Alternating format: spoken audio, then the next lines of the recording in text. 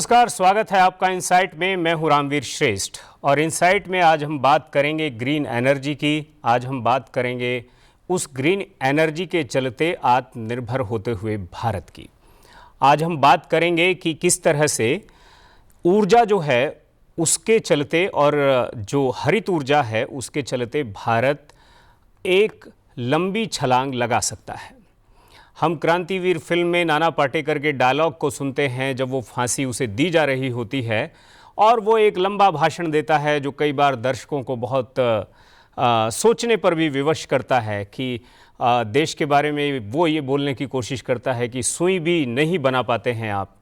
लेकिन 2024-25 में जिस भारत को आप देख रहे हैं वो भारत वो क्रांतिवीर फिल्म के दौर वाला भारत नहीं है। उस भारत ने इस दरमियान बहुत तेजी से लंबी छलांग लगाई है। आज का भारत उड़ान भर रहा है अपने स्वदेशी टूल्स के जरिए। आज भारत अपने एक तरह से सेमीकंडक्टर जो है उसका एक सिलिकॉन वैली को एक तरह से भारत में स्थापित करने और अमेरिका में जो सिलिकॉन वैली है उसे टक्कर देने की एक सपना पाल करके उसने संकल्प लिया है और उसी दिशा में और आगे बढ़ने की बात है। वो है स्वदेशी सोलर सेल। अभी तक जो सोलर एनर्जी का उपयोग आप कर रहे हैं, आपकी छतों पर जो पैनल लगे हैं, उन पैनल में जो सेल का इस्तेमाल होता है, ये सभी सेल हम आम तौर पर आयात करते हैं। लेकिन अब ऐसा नहीं होने जा रहा है। संकल्प ये है कि 2028 तक भारत अपने स्वदेशी सेल तैयार करेगा और भारत का अपना सोलर मिशन बहुत त्वरित गति से आगे की राह पकड़ेगा।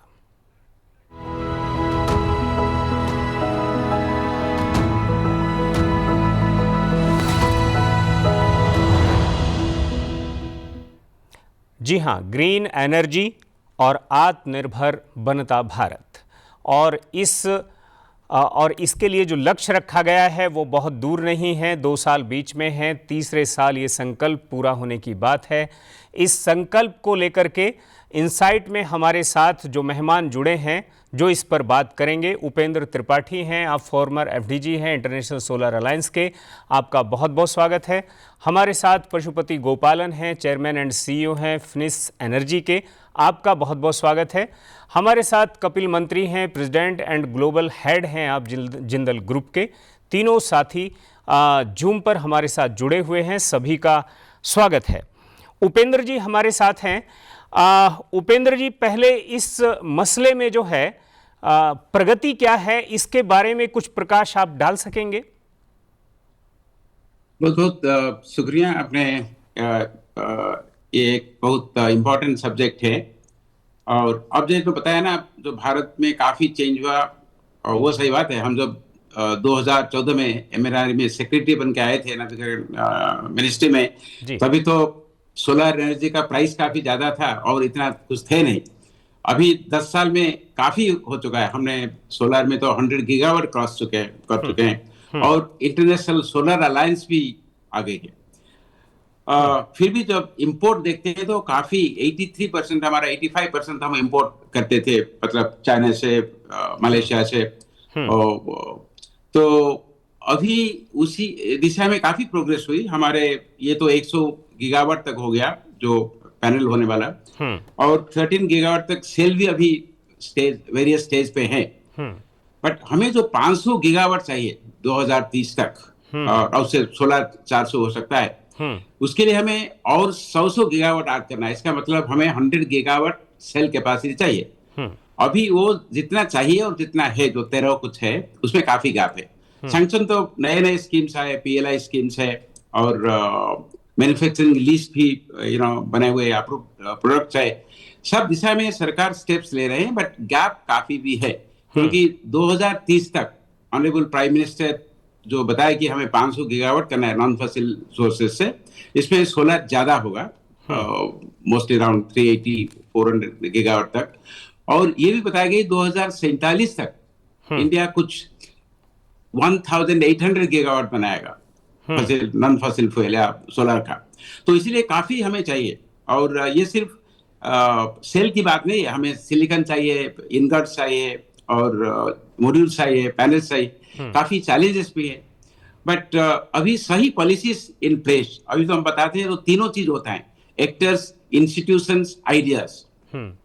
तो अभी हमारे प्रोविंशियल लेवल पे पूरा कमिटमेंट है, फेडरल लेवल पे कमिटमेंट है। सो एक्टर्स है, इंस्टीट्यूशंस है, solar energy corporation of India, IRDA, ministry, national institute of solar energy, वो जो इकोसिस्टम काफी बना हुआ है, और industry, vibrant industry, solar industries has come up. तो और आइडिया जो टेक्नोलॉजी से हमारा R&D में थोड़ा कमी है, बट वो भी मेकअप करना पड़ेगा, क्योंकि पिछले अर्ली 90s में India also we wanted to be the leader in solar, but we became leader in services but not in solar manufacturing. China took out that leadership role, so we have to be extra vigilant now and extra careful, and extra speed we have to put into the process. So to sum up, we have done well so far, policies are in place, but challenges are there and we have to get it done. Pashupati हमारे साथ में हैं। पशुपति, जब दुनिया भर में climate change की बात हुई और ग्रीन एनर्जी पर शिफ्ट होने की बात हुई, और पेरिस समिट और कई इस तरह के जो दुनिया भर के जो गेट टुगेदर में ये बात सामने आई कि दुनिया भर के तमाम विकासशील देश जो हैं वो ग्रीन एनर्जी की तरफ भी अपने आप को शिफ्ट करें ताकि क्लाइमेट चेंज को कंट्रोल किया जा सके। इसमें ये बात भी भारत ने कई बार रखी कि जो विकसित देश हैं, खासतौर पर जर्मनी की तरफ इशारा था और कई देशों की तरफ इशारा था कि उनके यहाँ पर सोलर में जो टेक्नोलॉजी है, वो टेक्नोलॉजी जो है ग्रीन टेक्नोलॉजी ट्रांसफर की दिशा में वो दरिया दिली के साथ कदम उठाएं, लेकिन उन्होंने ऐसा नहीं किया। इसके पीछे आप क्या देखते हैं? सर, अगर आप देखेंगे 20-25 साल पहले जर्मनी, जापान और अमेरिका सोलर में सब कुछ बनाता था, बिल्कुल, लेकिन पिछले 15-20 साल में चाइना ने सोलर मैन्युफैक्चरिंग को इतना महत्व दिया कि जापानी, जर्मनी और अमेरिका तीनों देशों में जो भी सोलर कंपनीज मैन्युफैक्चरिंग कर रहे थे 90% से ज्यादा बंद हो गए। आज के तारीख में दुनिया में 90% से ज्यादा जो मैन्युफैक्चरिंग होती है वो चाइना के वजह से होती है। और अगर आप सोलर मैन्युफैक्चरिंग को ब्रेक करके देखें, पहला स्टेप होता है सिलिकॉन बनाने का, पॉलीसिलिकॉन बनाने का। 50 साल से लोग जानते हैं कैसे बनाना है, लेकिन वो बहुत ही बड़ी और टेक्नोलॉजी इंटेंसिव इंडस्ट्री है और वो इंडिया में नहीं बन रही है। दूसरा स्टेप जो है, सिलिकॉन को बना के ब्रेड जैसे उसको बना के ब्रेड स्लाइसेस जैसे काटते हो वैसे काट के वेफर बनता है, वो भी काफी टेक्नोलॉजिकली एडवांस चीज है, वो भी इंडिया में अभी बननी शुरू नहीं हुई है। तीसरा जो स्टेप है वो सिलिकॉन वेफर को लेके उसके ऊपर सर्किट बनाए जाते हैं जैसे सेमीकंडक्टर इंडस्ट्री में बनती है। हालांकि बहुत ही आसान, सेमीकंडक्टर इंडस्ट्री में जो चिप्स बनते हैं उसमें 150 से 250 स्टेप्स होते हैं, इसमें 10-15 स्टेप्स, और टेक्नोलॉजी भी काफी आसान है। वो अभी इंडिया में बन रही है 10 साल से, और आपने जो आज का मुद्दा तय किया है वो उस विषय में है। और मॉड्यूल बहुत ही आसान चीज है। इसमें भी अगर आप देखेंगे तकरीबन 100% इक्विपमेंट जो फैक्ट्रीज में लगती हैं वो चाइना से आती है। तो ये अच्छी बात है कि इंडिया ने रिकॉग्नाइज किया कि हमें अपना आत्मनिर्भर बनना पड़ेगा और हमें खुद अपने सोलर सेल्स बनाने पड़ेंगे। उसमें काफी पॉलिसी डिसीजंस अच्छे हुए हैं और हमें लगता है कि ये डायरेक्शन बहुत सही है, लेकिन हमें सिलिकॉन और वेफर के बारे में भी सोचना पड़ेगा। और आज के तारीख में बैटरी सेल की टेक्नोलॉजी में भी ध्यान देना पड़ेगा, क्योंकि नहीं तो क्या होगा कि 10 साल में 100% बैटरी जो इंडिया में लगेंगी वो चाइनीज होंगी। बिल्कुल। और उसके बाद अगर हम शुरू करेंगे अपना पॉलिसी बैटरी सेल में इंडिया में बनाने की और प्रोटेक्शन देने की, काफी देर हो चुका होगा। और तब तक पता चला कि चाइना जो है वो हाइड्रोजन सेल या किसी और तकनीक पर शिफ्ट हो चुका होगा। हम यहाँ पर थोड़ा और आगे बढ़ते हैं। कपिल मंत्री हमारे साथ हैं। कपिल, एक R&D वाली बात भी यहाँ पर उठी है और आपका ग्रुप जो है वो दुनिया भर में अपनी क्रेडिबिलिटी के लिए जाना जाता है।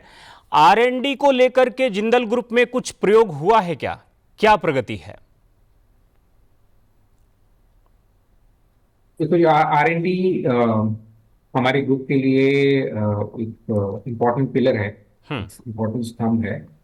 स्पेसिफिकली सोलर सेल्स और इस स्पेस में अभी कोई खास इनोवेशन या R&D हमने नहीं की है, बट अदरवाइज इन स्टील में हमारे बहुत R&D है। फॉर एग्जांपल, थोड़ा सा मुद्दे से हट के है, बट आपने R&D की बात करी, दुनिया में पहली बार हमने इंडिया में स्वदेशी कोल से गैस बनाने का और उस गैस से DRI और उससे स्टील बनाने का एक सक्सेसफुल प्रोजेक्ट लगाया हुआ है उड़ीसा अंगुल में, जो कि एक केस स्टडी है और दुनिया में इकलौता है।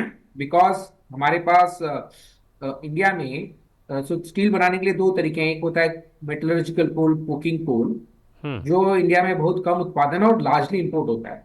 बट हमारे पास थर्मल कोल बहुत है।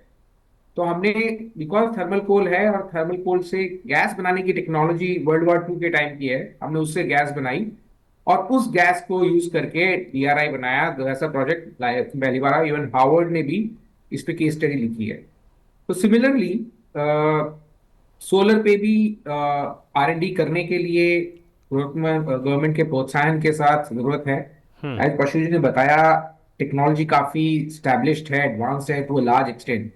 तो फर्स्ट स्टेप में हमें मैन्युफैक्चरिंग कैपेसिटी ऐड करने के लिए कोई इमीडिएट R&D की जरूरत नहीं है। मतलब R&D करना हमें कैपेसिटी एडिशन में बाधा नहीं देता। कैपेसिटी एडिशन साथ में करते रहें, इन पैरेलल मोटिवेट करें, प्रोत्साहन करें अपने इंस्टीट्यूशंस को, इंडस्ट्री को, मिनिस्ट्रीज के थ्रू, पार्टनरशिप्स के थ्रू, स्टार्टअप्स के थ्रू। इन एडिशन R&D पे भी काम करते चाहें, बिकॉज इन जनरल हमारे देश में R&D की तरह रुझान कम है। चाहे सोलर हो, चाहे बाकी हो, या और इवन स्टार्टअप वर्ल्ड हो, उस पे हमें काम करते रहने की जरूरत है।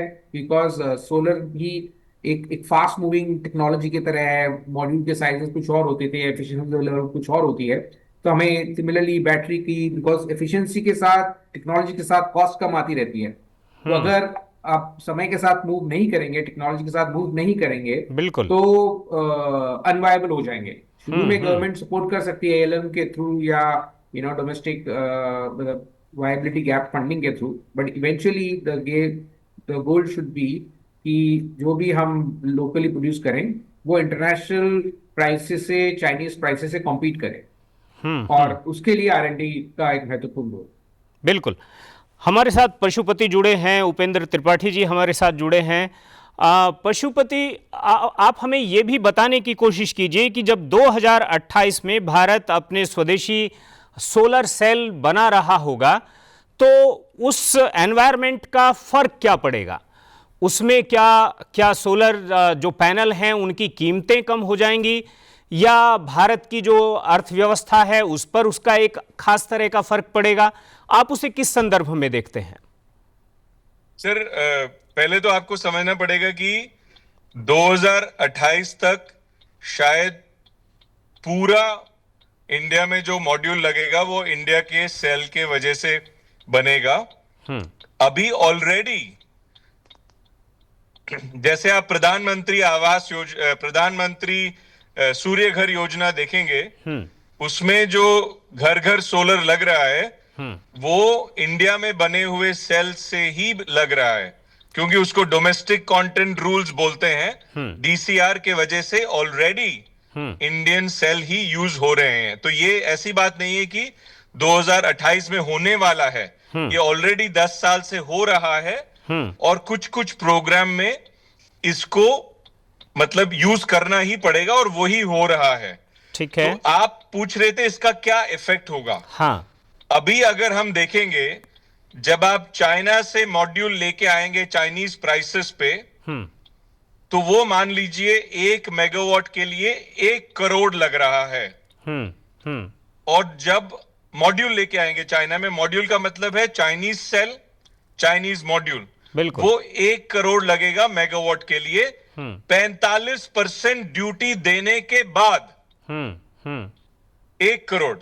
और वही अगर हम चाइनीज सेल लेके आके इंडिया में मॉड्यूल बनाते हैं तो वो लगेगा 1 करोड़ 40 लाख, 40% ज्यादा।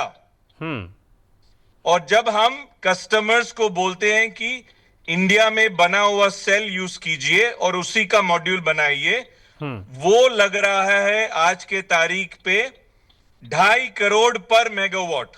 तो आप समझ रहे हैं, हाँ 1 crore for Chinese module with 45% duty, 1.4 crores for Indian module with Chinese sales, क्या एंड बात। 2.5 crores for Indian sale and Indian module. This is more or less exactly what is happening in the market. I'm sure this is good. ये अच्छा है हमारे देश के लिए कि हम 2.5 करोड़ 250% ज्यादा दे रहे हैं ताकि इंडिया में मैन्युफैक्चरिंग बने और हम आत्मनिर्भर बने। उसमें थोड़े साल लगेंगे, लेकिन ये अच्छी बात है कि हम ऐसा कर रहे हैं ताकि इंडिया में भी मैन्युफैक्चरिंग बढ़े। और होता क्या है, पहले त्रिपाठी जी, पहले मेक फॉर इंडिया होता है और फिर मेड इन इंडिया होता है और फिर एक्सपोर्ट की भी बारी आती है। ये कई चीज़ों में देखने के लिए भी मिला है, ये भारत में एक ट्रेंड बना है अभी। तो आपको लगता है कि ये जो कदम उठाया जा रहा है, ये जो स्टेप लिया जा रहा है, ये एक दूरदर्शी सोच भी है? जरूर है, क्योंकि अभी सिर्फ भारत नहीं, हर देश में, यूरोप में भी वो बताते हैं कि यूरोप में मैन्युफैक्चरिंग होना चाहिए। यूएसए के प्रेसिडेंट ट्रम्प की स्टोरी तो आपको पता है, वो सब अमेरिका में बनाने चाहते हैं। तो जब आप खुद देश में बनाएंगे, आत्मनिर्भर होंगे, पहले तो शॉर्ट टर्म में कॉस्ट ज्यादा ही होगा और बाद में जब मैन्युफैक्चरिंग ज्यादा होगा वो तब कम हो जाएगा। बट इससे ये काफी इंपॉर्टेंट है जो R&D, क्योंकि जितने देश ज्यादा कर रहे हैं, अभी जितने नए नए टेक्नोलॉजी आए, बाइफेशियल बताइए, टाइगर पैनल्स, जो भी सोलर टेक्नोलॉजीज आए, हमारे लैब से ज्यादा हम we haven't been able to produce much. वो रिसर्च R&D 3 तरह की होता है। एक तो R&D for the past, R&D for the present and R&D for the future. अभी हमारे जो R&D चल रहा है अभी काफी प्रेजेंट में और पास्ट में है ना। फ्यूचर क्या है, क्या जब स्टोरेज, अभी स्टोरेज 5 साल के 10 साल के बाद सोलर स्टोरेज हो या एनर्जी स्टोरेज हो, इसका रोल काफी इंपॉर्टेंट होगा। हमारा जो R&D अभी स्टोरेज के ऊपर उतना नहीं है, या ग्रीन हाइड्रोजन पे हमारा national institute of green hydrogen कहीं नहीं है। तो अभी मैं एक यूएस साइंटिस्ट से बात कर रहा था और वो बता रहे थे वो क्या रिसर्च कर रहे हैं सोलर के बारे में। उसने बताया हम सोलर के रिसर्च पे एक ही अभी फोकस कर रहे हैं कि जो सोलर पैनल है उसका कैपेसिटी डबल कैसे किया जाए। इसका मतलब 33% जो लिमिट है उसको 66% कैसे करेंगे, और उसी के बारे में अभी हम क्वांटम डॉट्स यूज करके थिन पैनल, सोलर जो थिन फिल्म होता है उसके लिए कुछ बनाए ना। उनका रिसर्च यही है कि 33% को 66% कैसे किया जाए। हमारे, मैं तो NIC national institute of solar energy का चेयरमैन भी था, उसी में हमारे जो R&D टॉपिक्स होते हैं ऐसे नहीं होते हैं, फ्यूचरिस्टिक नहीं होते हैं। हमारा सब R&D पास्ट या प्रेजेंट के लिए होता है। और सिर्फ ये नहीं, अभी जो टाइगर पैनल, जो हर पैनल 1-1 मेगावाट की होगा ऐसे, और उसके लिए मतलब आप कह रहे हैं कि सेम जगह में डबल एनर्जी जो है उसका प्रोडक्शन हो सकेगा। वो नए टेक्नोलॉजी लाने के लिए कोशिश करना पड़ेगा ताकि हर इंच में हमारे काफी नेटवर्क हमारा अच्छी है। National institute of solar energy है, IITs है, और पुणे IIT बॉम्बे काफी अच्छा काम कर रहा है सोलर पे। तो ये सब मिलके इंडियन इंस्टीट्यूट ऑफ साइंस है।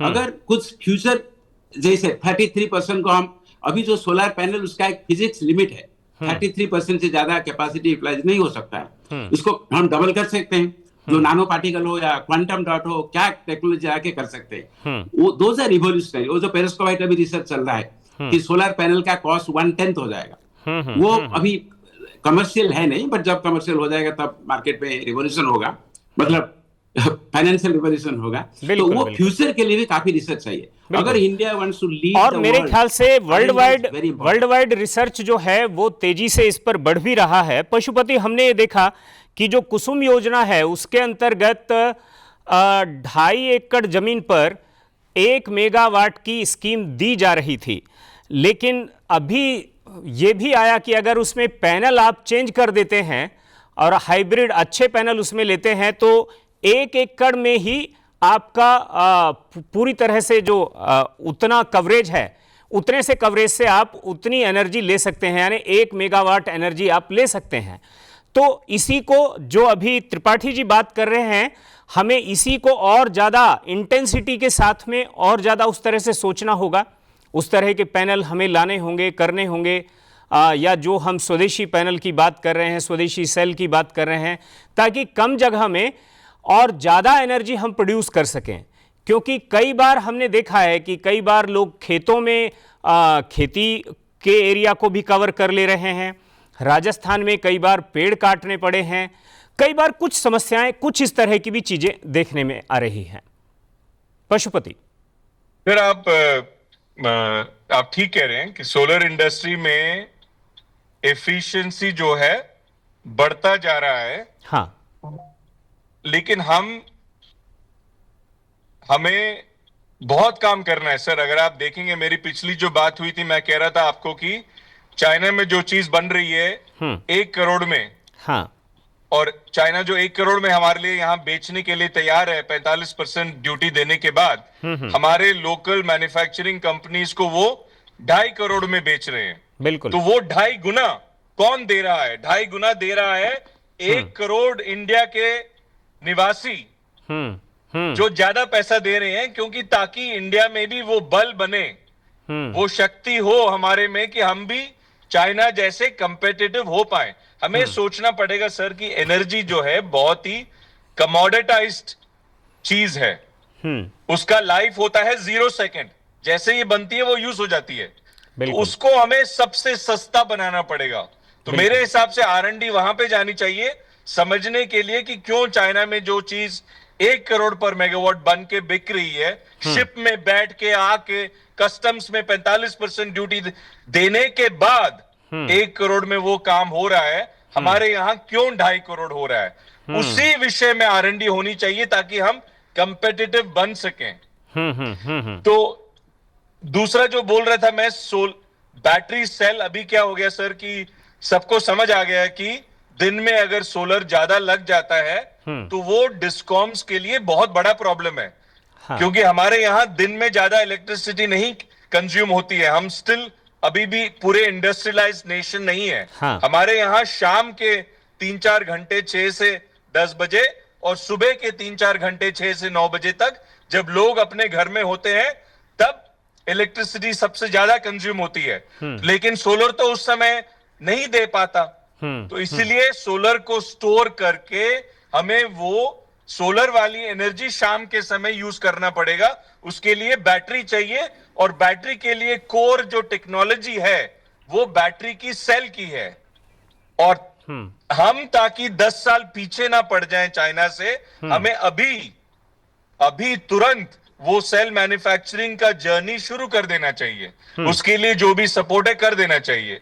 तो बस मैं R&D और चीजों में, पॉलिसी में बस 2 ही चीज बोलूंगा समरी में, कि ये जो 2.5 गुना ज्यादा महंगा है, जो इंडिया के भारतवासी पैसा ज्यादा खर्चा कर रहे हैं ताकि 5-10 कंपनीज चाइना जितनी मैन्युफैक्चरिंग में एफिशिएंट मतलब बने। पशुपति ये कहने की कोशिश कर रहे हैं कि भारतीय ग्राहक जो 2.5 गुना महंगा, मतलब 2.5 गुना ज्यादा पैसे देकर सोलर जो वो खरीदते हैं, अगर स्वदेशी सेल होगा, अगर सोलर का स्वदेशीकरण होगा पूरी तरह से, तब एक तो इस बढ़े हुए खर्चे से बचा जा सकता है। कपिल क्या कहेंगे?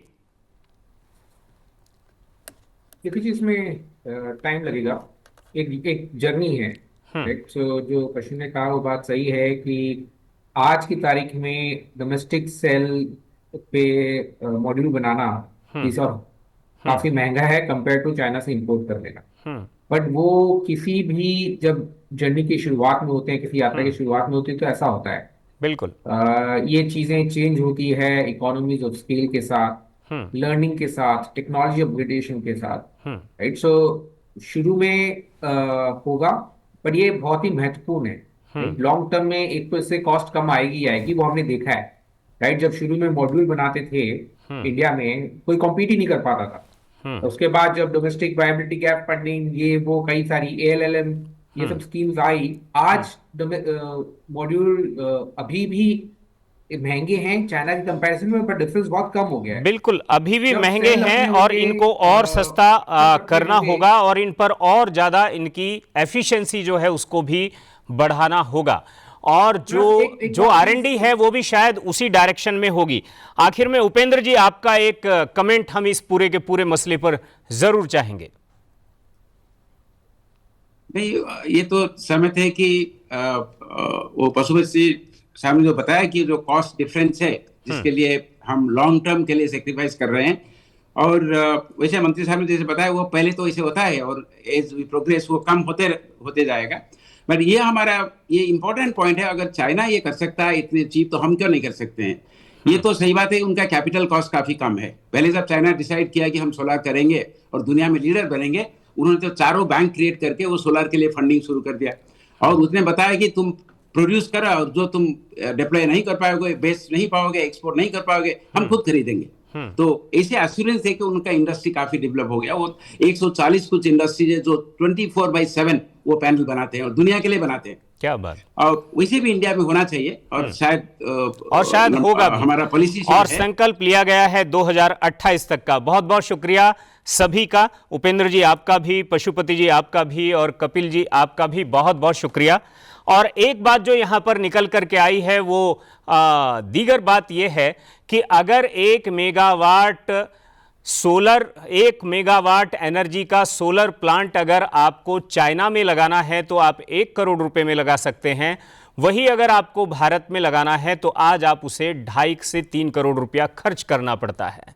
लेकिन 2028 के बाद जब तस्वीर बदलेगी तो बदली हुई तस्वीर ऐसी ही होगी जैसी चाइना में वहां के लोगों के लिए है। तो फिलहाल मुझे इजाजत दीजिए, इनसाइट में फिर मिलेंगे। नमस्कार।